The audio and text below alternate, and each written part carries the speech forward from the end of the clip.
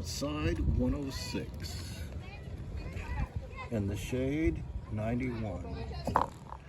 Inside my HVAC 71. So the low is 70 and the high is 73 inside my HVAC. Here's the temperature in the shade 81. The low this morning was 64.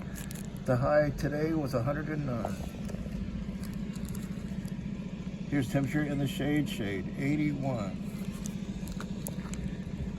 Here's the temperature inside my HVAC 70. The low was 70, the high was 73.